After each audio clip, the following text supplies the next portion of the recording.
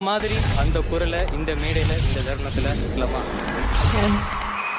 மன்னவன் பேரை சொல்லி மல்லிகை